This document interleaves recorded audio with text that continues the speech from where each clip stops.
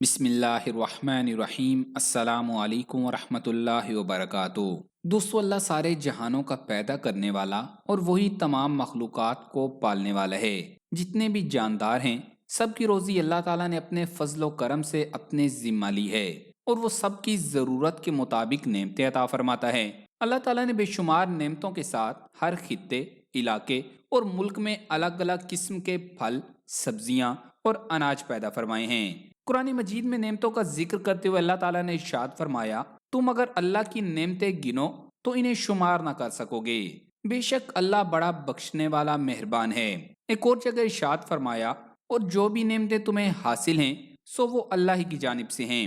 تو آج کی اس ویڈیو میں ہم آپ کو بتائیں گے کہ اللہ تعالیٰ نے قرآن مجید میں کن پھلوں، سبزیوں، اناج اور کھانے کی دیگر چیزوں کا ذکر فرمایا ہے جو انسان کو صحت مند و تندرست رکھنے کے ساتھ ساتھ مختلف بیماریوں سے بھی محفوظ رکھتی ہیں۔ تو آگے بڑھنے سے قبل آپ سے گزارش ہے کہ اس ویڈیو کو لائک کریں، اور اگر ابھی تک آپ ہمارے چینل اردو لیب کا حصہ نہیں بنے تو اردو لیب کو سبسکرائب کر کے گھنٹی کا بٹن ضرور دبا دیں۔ نمبر 1، انار۔ انار جنت کا میوہ ہے جو کرشماتی طاقتوں اور خوبیوں کا مالک ہے۔ انار کا ذکر اللہ تعالیٰ نے قرآن مجید میں سورہ رحمان میں ان الفاظ میں کیا ہے، ان دونوں باغوں میں میوے، کھجوریں اور انار ہوں گے۔ حضرت انس رضی اللہ تعالیٰ عنہ سے روایت ہے کہ میں نے نبی کریم صلی اللہ علیہ وآلہ وسلم سے انار کے بارے میں پوچھا تو آپ صلی اللہ علیہ وآلہ وسلم نے فرمایا، کوئی انار ایسا نہیں ہوتا جس میں جنت کے اناروں کا کوئی دانہ شامل نہ ہو۔ ایک اور حدیث مبارکہ ہے، حضرت علی رضی اللہ تعالیٰ عنہ سے روایت ہے کہ نبی کریم صلی اللہ علیہ وآلہ وسلم نے فرمایا، انار کھاؤ اس کے اندرونی چھلکے سمیت کہ یہ معدہ کو حیات نو عطا کرتا ہے۔ انار میں بڑی مقدار میں وٹامن اے، بی اور سی جیسے قیمتی وٹامنز پائے جاتے ہیں۔ علاوہ ازیں اس سے phosphorus, sodium, calcium, sulphur, hydrochloric acid, بے شمار حیاتین اور فولاد جیسے اجزاء بھی وافر مقدار میں حاصل کیے جا سکتے ہیں۔ انار میں موجود نمک کا تیزاب معدے کو طاقت دیتا ہے اور غذا کو ہضم کرنے میں مدد دیتا ہے۔ انار دل کو طاقت دیتا ہے اور جسم میں صاف خون پیدا کرتا ہے۔ انار ورم جگر، یرقان، تلی کے امراض، کھانسی، سینے میں درد، بھوک میں کمی اور ٹائیفائڈ کے لیے مفید ادویاتی اور قدرتی غذا ہے۔ معدے، جگر اور سینے کے امراض کے لیے انار ایک مفید پھل ہے۔ انار میں موجود فولاد اور ہائیڈروکلورک ایسڈ بھوک میں اضافے کا باعث بنتے ہیں۔ انار مختلف امراض کے بعد کی کمزوری کو دور کرنے میں اپنی مثال آپ ہے۔ خون کی کمی، ہائی بلڈ پریشر اور ہڈیوں کے درد کو دور کرنے کے لیے طبی ماہرین انار کھانے کا مشورہ دیتے ہیں۔ انار دل و دماغ کو اس حد تک فرد اور تازگی دیتا ہے کہ اس کے استعمال سے انسان میں نفرت اور حسد کا مادہ زائل ہو جاتا ہے۔ انسانی صحت پر حیرت انگیز اثرات مرتب ہوتے ہیں۔ اگر اس کے استعمال کا معمول بنا لیا جائے تو یہ چھاتی، بڑی آنت اور مثانے کے کینسر کے خلاف مدافعت فراہم کرتا ہے۔ اس کے چھلکے میں الائجک ایسڈ موجود ہوتا ہے جو جلد کے کینسر کو بڑھنے سے روکتا ہے۔ اسی لیے رسولیوں کے ماہرین مریضوں کو کوٹا ہوا انار باقاعدگی سے کھانے کا مشورہ دیتے ہیں۔ نمبر 2، زیتون۔ زیتون ایک مبارک پھل ہے جس کی قسم اللہ تعالیٰ نے سورہ والتین میں کھائی، اور ارشاد باری تعالیٰ ہے، اور وہ درخت جو طور سینا سے نکلتا ہے جو کھانے والوں کے لیے روغن اور سالن لے کر اگتا ہے۔ زیتون کے تیل کا احادیث مبارکہ میں متعدد جگہوں پر ذکر موجود ہے، جیسے حضرت عمر بن خطاب رضی اللہ تعالیٰ عنہ سے روایت ہے کہ نبی کریم صلی اللہ علیہ وآلہ وسلم نے فرمایا، زیتون کا تیل لگاؤ اور کھاؤ کیونکہ یہ مبارک درخت سے ہے۔ زیتون اور اس کا تیل متعدد بیماریوں میں علاج کے طور پر استعمال ہوتا ہے۔ اگر کسی وجہ سے ہڈیوں میں درد رہتا ہو تو زیتون کے تیل کی مالش سے آرام محسوس ہوتا ہے۔ زیتون کے تیل کی مالش سے نہ صرف پٹھے مضبوط ہوتے ہیں بلکہ اعضاء کو بھی تقویت ملتی ہے۔ پیدائشی کمزور بچوں کو روغن زیتون پلانا ان کی ہڈیاں مضبوط کرتا ہے اور اچھی صحت کی ضمانت ہے۔ زیتون کا تیل جسم میں ایل ڈی ایل کولیسٹرول، جس سے خون کی نالیاں سکڑ سکتی ہیں، اس کو کم کرتا ہے۔ جسم میں ایل ڈی ایل کولیسٹرول کی زیادتی سے امراض قلب کے خطرات بھی بڑھ جاتے ہیں۔ اس کے علاوہ زیتون کا تیل جلد کے لیے بہت مفید ہے۔ سردیوں کی آمد کے ساتھ ہی خشک جلد والی خواتین کے لیے پریشانی شروع ہو جاتی ہے۔ ایسی خواتین کو چاہیے کہ وہ زیتون کا تیل لے کر چہرے کا مساج کریں۔ ہلکے ہلکے ہاتھوں سے کیا جانے والا مساج جلد کو آرام پہنچاتا ہے اور جلد کی خشکی بھی دور کرتا ہے۔ اس کے علاوہ شوگر کے علاج کے لیے زیتون کا تیل مفید ہے۔ اس سے خون میں شوگر کا لیول کنٹرول میں رہتا ہے اور انسولین کی حساسیت میں اضافہ ہوتا ہے۔ اس کے علاوہ ٹائیفائڈ کے مریض جو کہ صحت یاب ہو جاتے ہیں، اکثر انہیں بعد ازاں آنتوں کی سوزش کا اثر رہتا ہے جو پرانی ہو کر نظام ہضم کو خراب کرتی ہے اور قبض کا باعث بنتی ہے۔ روغن زیتون کا باقاعدہ استعمال بہت کارگر ثابت ہوتا ہے۔ اس کے لیے خالی پیٹ 1 چمچ زیتون کا تیل اور 1 چمچ اسبگول کا چھلکا ملا کر نیم گرم دودھ کے ساتھ کھا لیں۔ نمبر 3، انجیر۔ انجیر کی افادیت تو اسی بات سے واضح ہو جاتی ہے کہ اللہ تعالیٰ نے قرآن مجید کی ایک سورت کا نام اس کے نام پر رکھا اور پھر اس کی قسم کھائی۔ قسم ہے انجیر کی اور زیتون کی اور طور سینین کی، جبکہ احادیث مبارکہ میں بھی اس کا ذکر موجود ہے۔ حضرت ابو درداء رضی اللہ تعالیٰ عنہ سے روایت ہے کہ نبی کریم صلی اللہ علیہ وآلہ وسلم کی خدمت ببرکت میں کہیں سے انجیر سے بھرا ہوا تھال آیا۔ آپ صلی اللہ علیہ وآلہ وسلم نے ہمیں فرمایا کہ کھاؤ۔ ہم نے اس میں سے کھایا اور پھر نبی کریم صلی اللہ علیہ وآلہ وسلم نے ارشاد فرمایا کہ اگر کوئی کہے کہ کوئی پھل جنت سے زمین پر آ سکتا ہے تو میں کہوں گا کہ یہی وہ ہے، کیونکہ بلا شبہ جنت کا میوہ ہے۔ اس میں سے کھاؤ کہ یہ بواسیر کو ختم کر دیتا ہے اور جوڑوں کے درد میں مفید ہے۔ اسی روایت کو امام ذہبی رحمۃ اللہ علیہ نے بھی تقریباً انہی الفاظ کے ساتھ بیان کیا ہے، اور کنز الامال میں بھی یہ روایت تھوڑے سے الفاظ کے رد و بدل کے ساتھ موجود ہے۔ اسی طرح قدیم کتب مقدسہ میں انجیر کا ذکر تقریباً 49 مرتبہ آیا ہے، جو کہ اس کی اہمیت و افادیت کو مزید عیاں کرتا ہے۔ انجیر خون کی نالیوں میں جمی ہوئی غلاظتوں کو نکال دیتی ہے، اور اس کی اسی افادیت کو نبی کریم صلی اللہ علیہ وآلہ وسلم نے بواسیر میں پھولی ہوئی وریدوں کی اصلاح کے لیے استعمال فرمایا۔ اکثر اوقات بلڈ پریشر میں زیادتی خون کی نالیوں میں موٹائی آ جانے سے ہوتی ہے۔ انجیر اس مسئلے کا بہترین حل ہے، کیونکہ یہ جسم سے چربی کو گلا کر بھی نکال سکتی ہے۔ انجیر میں طویل بیماری کے بعد بحالی صحت کے لیے زبردست قوت پائی جاتی ہے۔ یہ ذہنی اور جسمانی تھکان دور کر کے نئی توانائی اور قوت عطا کرتی ہے۔ موٹاپا کم کرنے کے لیے 5 دانے ہر روز کھانے مفید ہوتے ہیں۔ خون میں اگر کولیسٹرول کی زیادتی ہو تو رات کو 4 عدد انجیر اور 7 عدد بادام پانی میں بھگو دیں۔ صبح نہار منہ انہیں مسل کر پانی پی لیں اور بادام و انجیر کھا لیں۔ 40 دن تسلسل کے ساتھ استعمال کریں۔ حیرت انگیز طور پر خون میں کولیسٹرول کے ساتھ ساتھ جسم کی فالتو چربی بھی ختم ہو جائے گی اور موٹاپے میں بھی کمی واقع ہوگی۔ اس کے علاوہ یہ آنتوں کی غلاظت نکال دیتی ہے، آنتوں میں سدوں اور کلنج کو ختم کرتی ہے، ری کو تعلیل کرتی ہے۔ تازہ اور خشک انجیر دونوں صورتوں میں جلاب آور دوا ہے، کیونکہ اس کے خلوی اجزاء اور سخت جلد اس تاثیر سے لبریز ہے۔ اس کے باریک بیج بھی انتڑیوں کو متحرک کر کے رکے ہوئے فضلہ کو خارج کرنے میں مدد دیتے ہیں۔ نمبر 4، کھجور۔ کھجور ایسا ببرکت، لذیذ اور شیریں پھل ہے جس کا ذکر قرآن کریم میں 20 سے زائد بار آیا ہے، جبکہ یہ انبیاء اور صالحین کی پسندیدہ غذا رہی ہے۔ نبی کریم صلی اللہ علیہ وآلہ وسلم نے کھجور کے پھل کو بہت پسند فرمایا ہے۔ کھجور کی اہمیت کا اندازہ اس بات سے ہی لگا لیں کہ اس کی اہمیت و افادیت پر درجنوں احادیث مبارکہ کتب احادیث میں مذکور ہیں۔ کھجوروں میں ایک قسم اجوا کھجور کی ہے، جو تمام کھجوروں سے افضل اور بہترین ہے اور طبی اعتبار سے بھی بہت فائدہ مند ہے۔ اجوا کھجور میں ہر بیماری کے لیے شفا ہے۔ اس کو نبی کریم صلی اللہ علیہ وآلہ وسلم نے خود بویا تھا، اور یہ خصوصیت صرف مدینہ کی اجوا کھجور کو ہی حاصل ہے۔ اجوا کھجور نبی کریم صلی اللہ علیہ وآلہ وسلم کی محبوب ترین کھجوروں میں سے تھی۔ صحیح حدیث میں آیا ہے کہ سیدنا سعد بن ابی وقاص رضی اللہ تعالیٰ عنہ کہتے ہیں کہ نبی کریم صلی اللہ علیہ وآلہ وسلم نے فرمایا، جو شخص ہر روز صبح کے وقت 7 اجوا کھجوریں کھا لیا کرے، اس دن اسے زہر اور جادو نقصان نہ پہنچا سکے گا۔ بہت سی احادیث مبارکہ میں سحری و افطاری میں کھجور کے استعمال کی ترغیب دی گئی ہے۔ کھجور کو کھانا، اس کو بھگو کر اس کا پانی پینا یعنی نبیذ بنا کر پینا، اس کو خشک کر کے چھوہارے کی شکل میں کھانا، اس سے مختلف بیماریوں کا علاج کرنا نبی کریم صلی اللہ علیہ وآلہ وسلم کی سنتوں میں شامل ہے۔ الغرض اس میں لاتعداد برکتیں اور بے شمار بیماریوں کا علاج پوشیدہ ہے۔ کھجور قدرت کا وہ خزانہ ہے جس میں ایسے غذائی اجزاء شامل ہوتے ہیں جن کی ہمارے جسم کو اشد ضرورت ہوتی ہے۔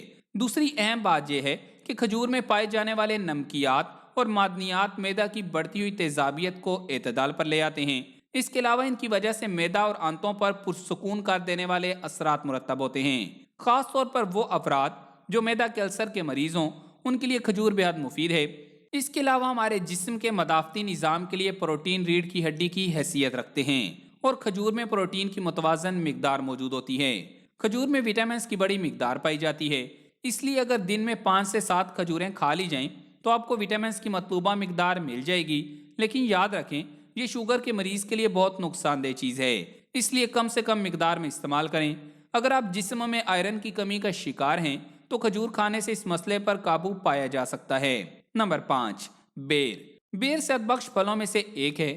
قرآن مجید میں بیر کا ذکر نعمت کے طور پر یوں ہوا ہے۔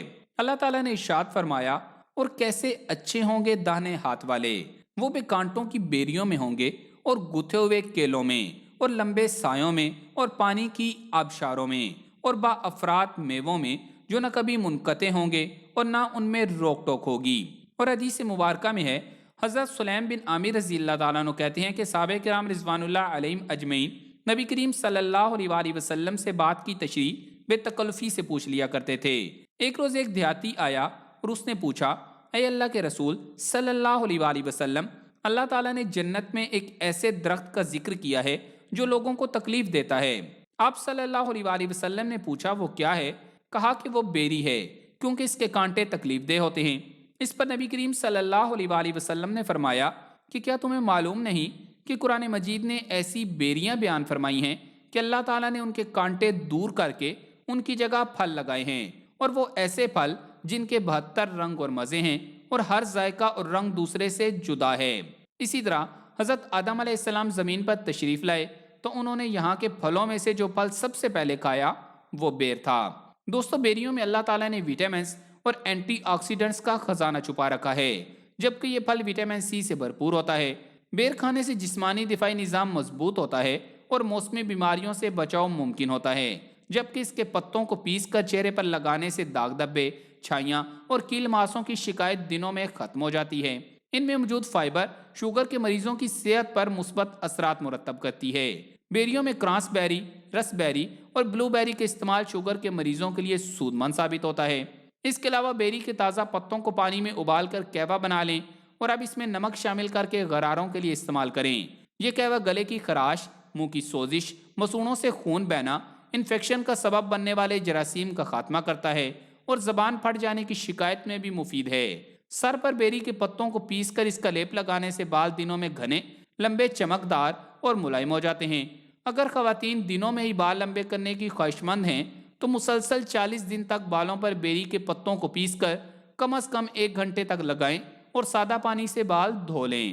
نمبر 6، کیلا۔ اس کا ذکر گزشتہ آیت میں گزر چکا ہے۔ برصغیر میں آم کے بعد سب سے زیادہ رغبت سے کھایا جانے والا پھل کیلا ہے۔ غذائی اعتبار سے کیلے کی افادیت کا انکار نہیں، کیونکہ یہ توانائی سے لبریز پھل ہے جس میں وٹامن اور معدنیات کا خزانہ پوشیدہ ہے۔ یہ ایک ایسا جادوئی پھل ہے جو انسانی جسم کو پلک جھپکتے ہی توانائی فراہم کرتا ہے۔ دیگر پھلوں کے مقابلے میں یہ ایک زود ہضم غذا ہے جسے شیرخوار بچوں کی ابتدائی خوراک کا اہم جز سمجھا جاتا ہے۔ کیلا اگر بچوں کو کم عمری میں استعمال کروایا جائے تو وہ بہت جلد صحت کے اعلیٰ معیار تک جا پہنچتے ہیں، جبکہ بڑھتے ہوئے بچے ہر روز ناشتے میں کیلا کھانے کے بعد 1 گلاس دودھ پینے کی عادت اپنا لیں تو ان کا وزن بھی بڑھنے لگے گا اور جسمانی طاقت بھی حاصل ہوگی۔ اس کے علاوہ کیلا ایک ایسا پھل ہے جس کی ہر قسم کے فائدے یکساں ہیں اور یہ ہر موسم میں دستیاب بھی ہوتا ہے۔ طبی ماہرین کا کہنا ہے کہ کیلا کھانے سے ہائی بلڈ پریشر سے بچا جا سکتا ہے، کیونکہ کیلا غذائی اجزاء اور پوٹاشیم سے بھرپور ہوتا ہے جو ہمارے جسم میں 10% سے زائد نمکیات کے اثر کو کم کر سکتا ہے اور گردوں کی حفاظت میں بھی اہم کردار ادا کرتا ہے۔ ماہرین طب کا کہنا ہے کہ تحقیق سے پہلے یہ بات ثابت ہو چکی ہے کہ پوٹاشیم بلڈ پریشر میں کمی کا باعث بنتا ہے اور کیلے میں پوٹاشیم کثیر مقدار میں پایا جاتا ہے۔ اس کے علاوہ ایک درمیانے کیلے میں 3 گرام فائبر موجود ہوتا ہے جو روزانہ درکار مقدار کا 10% ہے، اور کیلوں میں پری بائیوٹک بھی موجود ہے جو فائبر کی ہی ایک قسم ہے جس سے معدے میں فائدہ مند بیکٹیریاز کی مقدار بڑھانے میں مدد ملتی ہے، اور یہ بیکٹیریاز نظام ہاضمہ میں بہتری، موسمی نزلہ و زکام کا دورانیہ مختصر کرنے اور جسمانی وزن کو کم کرنے میں بھی مدد دیتے ہیں۔ اس کے علاوہ جن افراد کو خون کی کمی سے جلد کی زردی، تھکاوٹ اور سانس گھٹنے جیسی شکایات ہوتی ہیں، اور عام طور پر یہ خون کے سرخ خلیات کی کمی اور ہیموگلوبن کی سطح میں کمی کا نتیجہ ہوتا ہے، جبکہ کیلوں میں آئرن کی کافی مقدار ہوتی ہے جو خون کے سرخ خلیات کی پیداوار کو حرکت میں لانے والا جز ہے، اور اسی طرح وٹامن B6 بلڈ گلوکوز کی سطح کو کنٹرول کرتا ہے۔ نمبر 7، انگور۔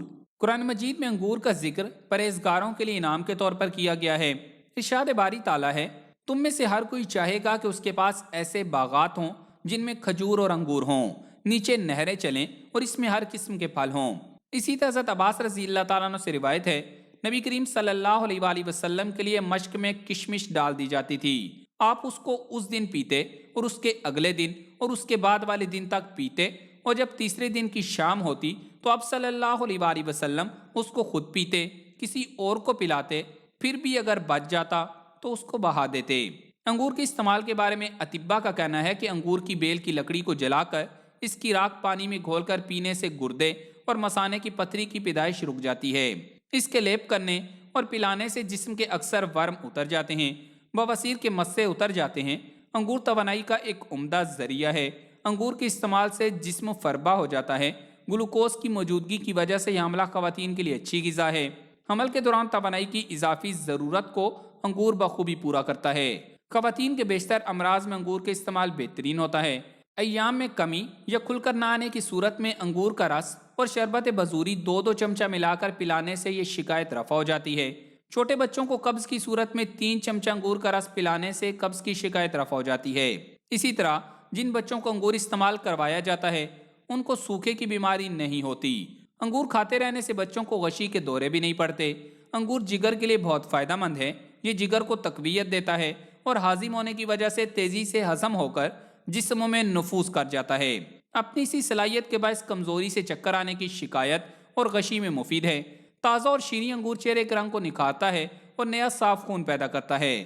کھانے کے ساتھ ساتھ اس کا رس نکال کر 2 حصے ویزلین ملا کر رات کو سوتے وقت چہرے پر مال لیں یا ہلکے ہاتھ سے مالش کریں اور صبح چہرہ صابن سے دھو لیں تو چہرے کی چھائیاں اور داغ دھبے دور ہو جاتے ہیں اور چہرہ صاف، شفاف اور جلد ملائم ہو جاتی ہے۔ نمبر 8، جھاؤ۔ قرآن مجید میں ارشاد باری تعالیٰ ہے، انہوں نے روح گردانی کی تو ہم نے ان پر زوردار سیلاب بھیج دیا اور ہم نے ان کے ہرے بھرے باغوں کے بدلے 2 ایسے باغ دیے جو بد مزہ میووں والے، بکثرت جھاؤ اور کچھ بیری کے درختوں والے تھے۔ اور حدیث مبارکہ میں ہے کہ کچھ لوگ سہل بن سعد رضی اللہ تعالیٰ عنہ کے ہاں ممبر نبی صلی اللہ علیہ وآلہ وسلم کے متعلق پوچھنے آئے۔ انہوں نے بیان کیا کہ نبی کریم صلی اللہ علیہ وآلہ وسلم نے فلاں عورت کے ہاں اپنا آدمی بھیجا کہ وہ اپنے بڑے غلام سے کہیں کہ میرے لیے کچھ لکڑیوں کو جوڑ کر ممبر تیار کر دے تاکہ لوگوں کو وعظ کرنے کے لیے میں اس پر بیٹھ جایا کروں۔ چنانچہ اس عورت نے اپنے غلام سے غابہ کے جھاؤ کی لکڑی کا ممبر بنانے کے لیے کہا۔ پھر جب ممبر تیار ہو گیا تو انہوں نے اسے آپ صلی اللہ علیہ وآلہ وسلم کی خدمت میں بھیجا۔ وہ ممبر آپ صلی اللہ علیہ وآلہ وسلم کے حکم سے مسجد میں رکھا گیا اور آپ صلی اللہ علیہ وآلہ وسلم اس پر بیٹھے۔ یہ ایک جھاڑدار مشہور درخت ہے۔ اس کی لکڑی گیرہ دار نہایت مضبوط ہوتی ہے۔ اس کا پھل ادویات میں کام آتا ہے۔ اس کا پھل حد درجے قابض ہے۔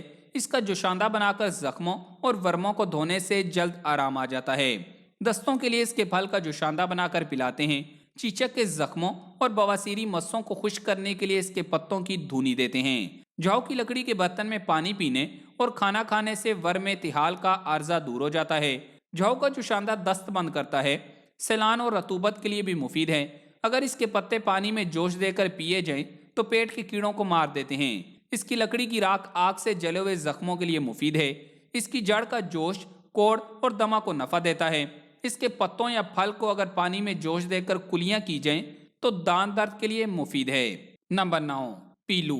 قرآن مجید میں اللہ تعالیٰ کا ارشاد ہے، بے شک جنتی اس دن مزے سے دل بہلا رہے ہوں گے، وہ اور ان کی بیویاں سایوں میں تختوں پر تکیہ لگائے ہوئے بیٹھے ہوں گے۔ ایک اور جگہ ارشاد فرمایا، بے شک نیکوکار جنت میں ہوں گے، تختوں پر بیٹھے دیکھ رہے ہوں گے۔ اسی صورت میں دوسری جگہ ارشاد فرمایا، پس آج قیامت کے دن وہ لوگ جو ایمان لائے کفار پر ہنس رہے ہوں گے، تختوں پر بیٹھے دیکھ رہے ہوں گے۔ یہ تمام آیات جنت میں جانے والوں کے انعام کے بارے میں ہیں۔ ان میں تختوں کو قرآن پاک میں ارائک کہا گیا ہے۔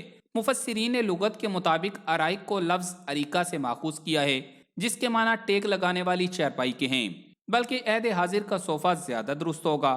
وہ جنت میں صوفوں پر اپنی بیویوں کے ساتھ پھل کھاتے، سایہ میں تکیے لگائے آرام کرتے ہوئے نافرمانوں کے انجام پر ہنسی اڑا رہے ہوں گے۔ اراک پیلوں کے درخت کو بھی کہتے ہیں۔ عربی لغت کے مطابق ارائک اس قطع زمین کو بھی کہتے ہیں جہاں پیلو کے درخت پائے جاتے ہیں۔ جامع البیان ابن کثیر لغت کی دوسری کتابوں اور المنجد میں اس کے معنی صوفہ ہی کے کیے گئے ہیں، لیکن جب قرآن مجید میں درختوں کے سایہ کا ذکر آیا ہے تو اراک کی مناسبت سے یہ بھی کہا جا سکتا ہے کہ وہ اراک یعنی پیلو کی چھاؤں میں تکیہ لگائے چین سے بیٹھے ہوں گے۔ پیلو کا ذکر متعدد احادیث مبارکہ میں بھی آیا ہے۔ حضرت ابو حیزہ الصباحی رضی اللہ تعالیٰ عنہ روایت کرتے ہیں، اعطانی النبی صلی اللہ علیہ وسلم اراکن فقال استاقوا بہذا، نبی کریم صلی اللہ علیہ وآلہ وسلم نے مجھے پیلو کی شاخ مرحمت فرمائی اور فرمایا کہ اس سے مسواک کرو۔ ایک اور حدیث مبارکہ ہے، حضرت ابی زید رضی اللہ تعالیٰ عنہ روایت کرتے ہیں کہ نبی کریم صلی اللہ علیہ وآلہ وسلم نے فرمایا، الاسوقۃ ثلاثۃ فإن لم یکن اراقا فانما وباتما۔ مسواک تین ہی قسم کی درست ہے، اگر پیلو میسر نہ ہو تو انم یا صنوبر۔ جس طرح ان دونوں احادیث میں محدثین نے اراق سے پیلو کا درخت مراد لیا ہے، ایسے ہی مذکورہ آیات میں بھی ارائق سے مراد پیلو لی جا سکتی ہے، اور متعدد مفسرین انہی آیات کی وجہ سے پیلو کو قرآنی پھل کہتے ہیں۔ اسی طرح ایک اور حدیث مبارکہ ہے کہ ایک مرتبہ چند صحابہ کرام رضوان اللہ علیہم اجمعین آپ صلی اللہ علیہ وآلہ وسلم کے ساتھ سفر میں تھے۔ نبی کریم صلی اللہ علیہ وآلہ وسلم کے ساتھ پیلو کے پھل توڑنے لگے۔ آپ صلی اللہ علیہ وآلہ وسلم نے فرمایا کہ جو سیاہ ہوں انہیں توڑو کیونکہ وہ زیادہ لذیذ ہوتا ہے۔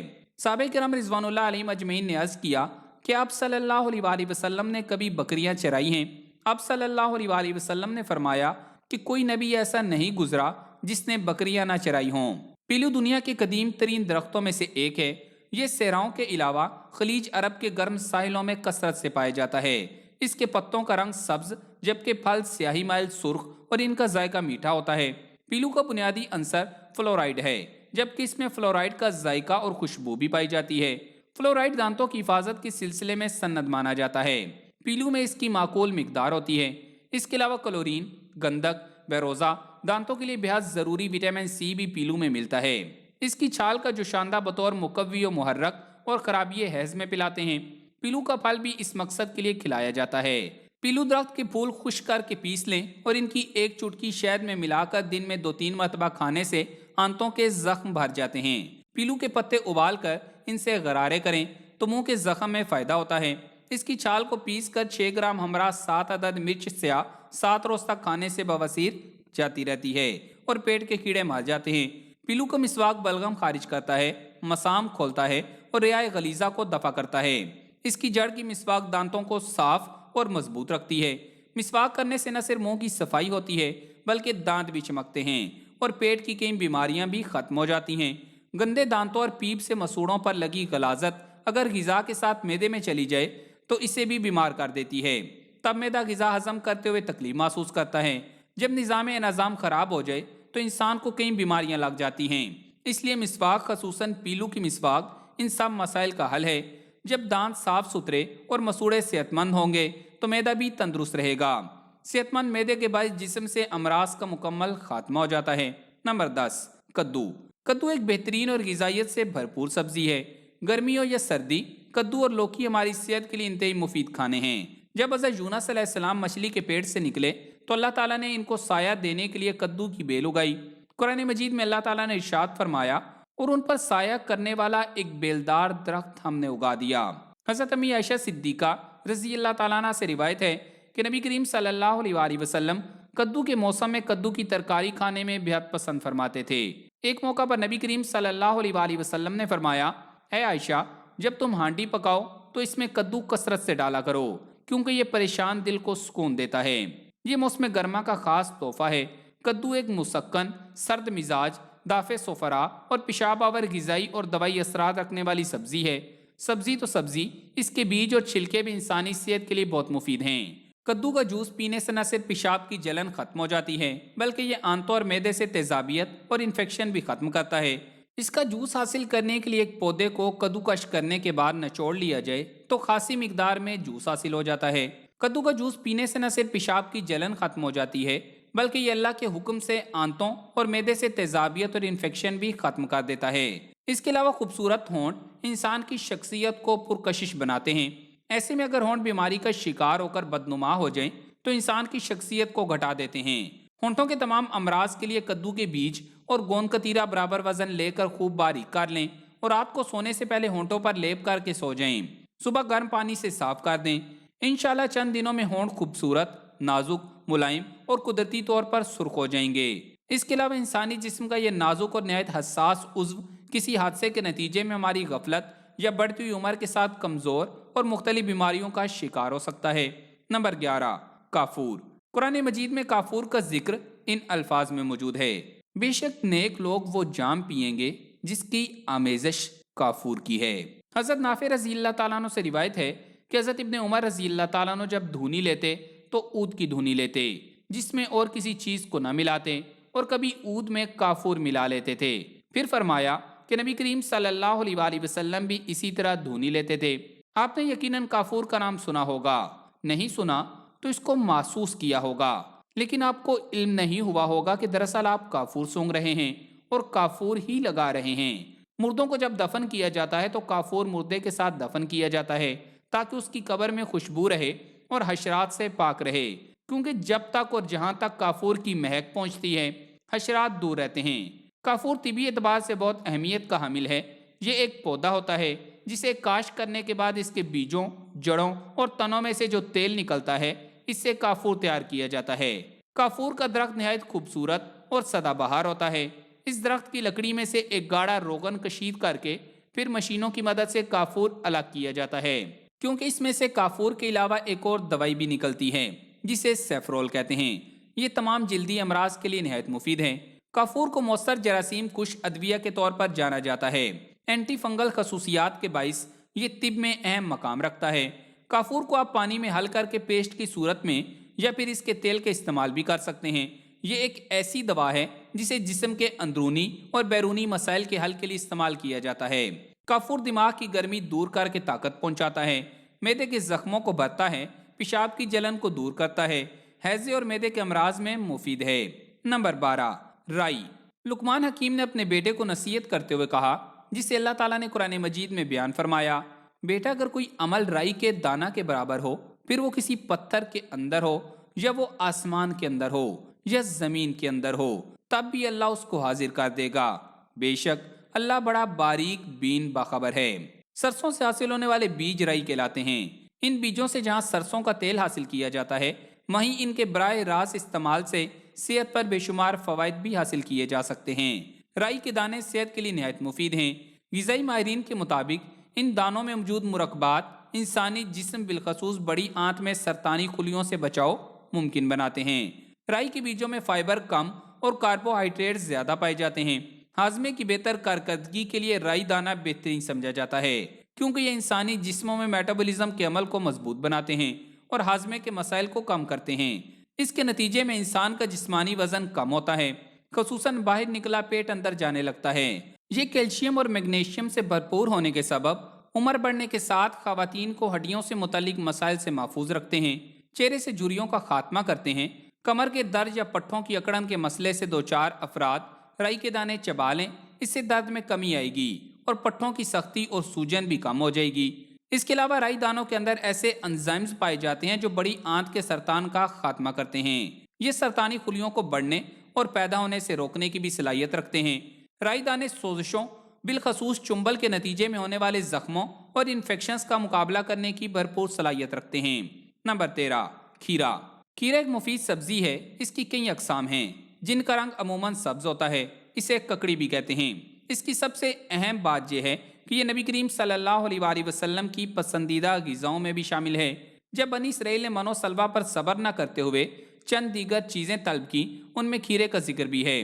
قرآن مجید میں اللہ تعالیٰ نے ان کا ذکر یوں فرمایا ہے، اور جب تم بنی اسرائیل نے کہا، اے موسیٰ، ہم ایک ہی طرح کے کھانے پر ہرگز صبر نہ کریں گے، سو ہمارے لیے اپنے رب سے دعا مانگو کہ وہ ہمارے لیے زمین کی پیداوار میں سے ساگ اور ککڑی اور گیہوں اور مسور اور پیاز پیدا کر دیں۔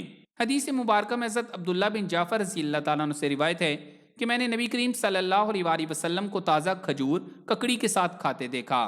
کھیرے گرم موسم میں جسمانی حرارت کو کم کرنے کے ساتھ ساتھ جسم کو مناسب مقدار میں پانی بھی پہنچاتے ہیں، اور ان میں موجود منرلز، وٹامنز اور دیگر اجزاء اسے صحت کے لیے بہترین انتخاب بناتے ہیں۔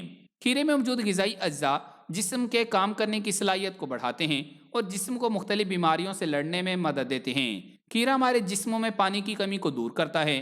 گرمیوں میں کھیرے کے روزانہ استعمال سے آپ کا جسم پانی کی کمی کا شکار نہیں ہوگا اور آپ تر و تازہ اور صحت مند رہیں گے۔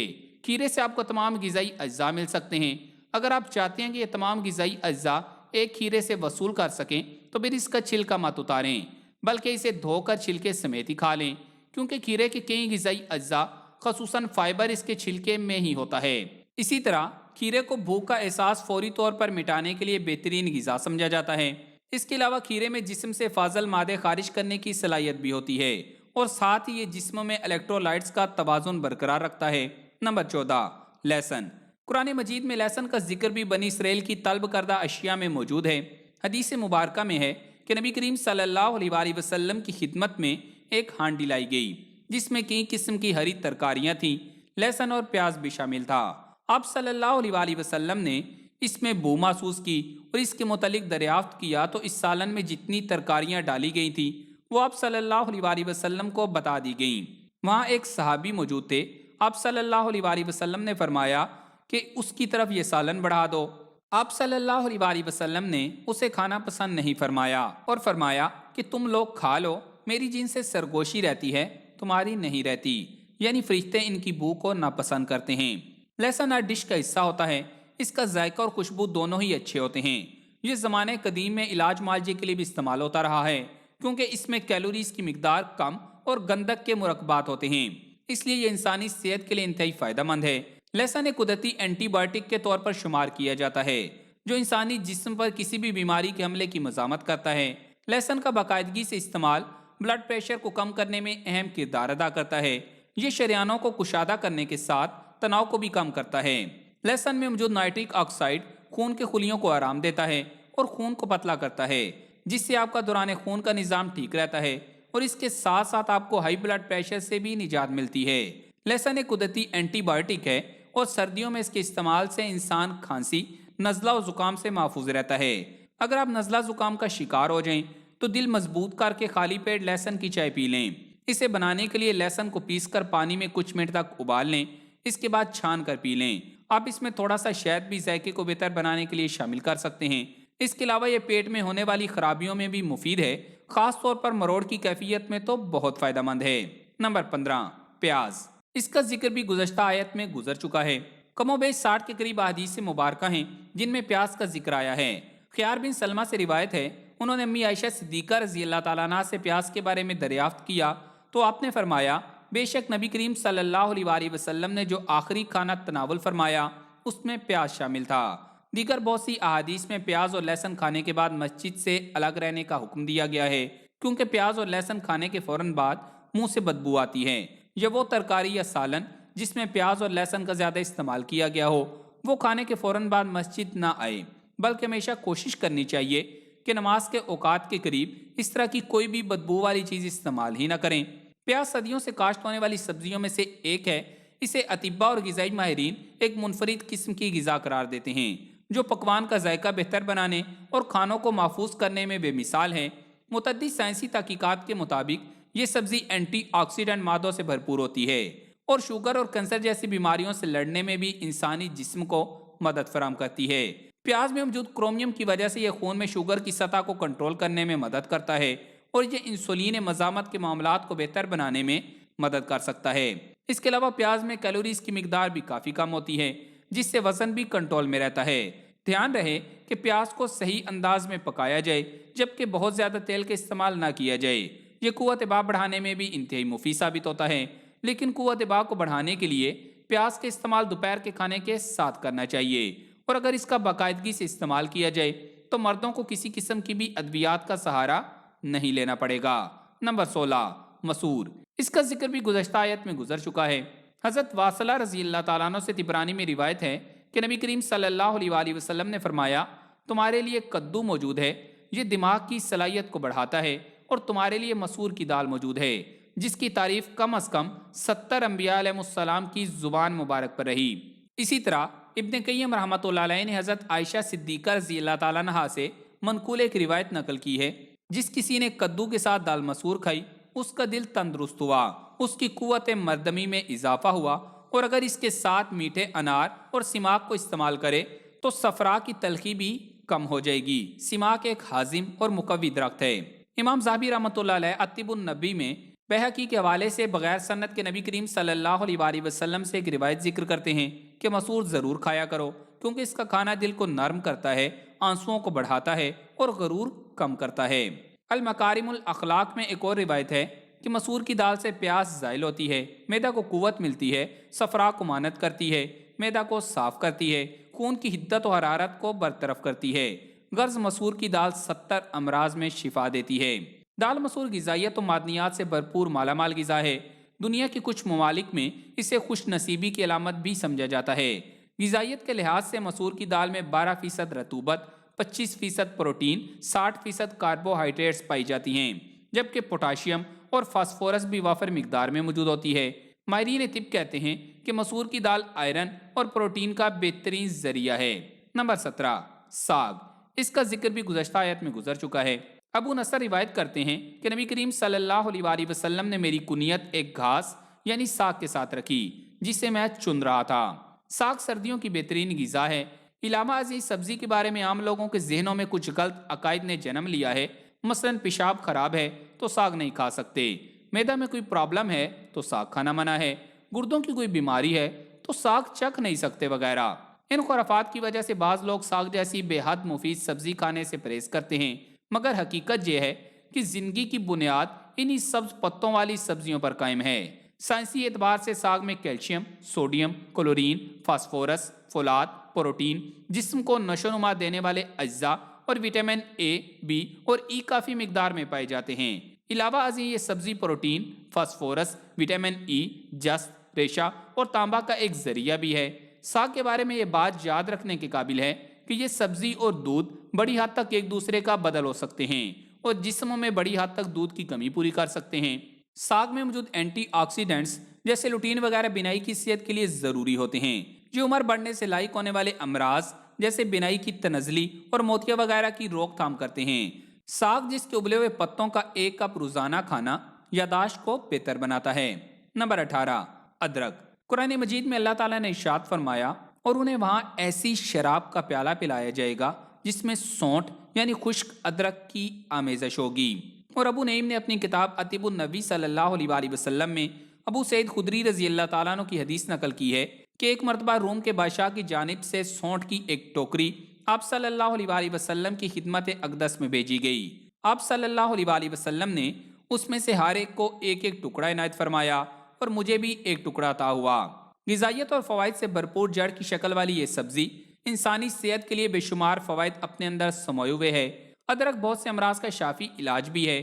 آج کے جدید طبی ماہرین کا کہنا ہے کہ بد ہضمی سے لے کر جسمانی دفاعی نظام کو مضبوط بنانے اور دیگر کئی بیماریوں سے محفوظ رہنے میں یہ جڑی بوٹی بہت مددگار ثابت ہوتی ہے۔ ادرک کے ساتھ ساتھ اس کا پانی بھی بے شمار فوائد رکھتا ہے۔ ادرک کے پانی کو نظام ہاضمہ کو درست رکھنے کے لیے طب میں نمایاں مقام حاصل ہے۔ گیس کے مسائل میں مبتلا افراد ادرک کا پانی استعمال کر کے اس بیماری سے نجات حاصل کر سکتے ہیں، جس میں موجود غیر ضروری گیس بہت سے مسائل کو جنم دیتی ہے۔ دوپہر کے کھانے کے بعد ادرک کا پانی پینے سے جسم میں موجود غیر ضروری گیس فطری طریقے سے خارج ہو جاتی ہے۔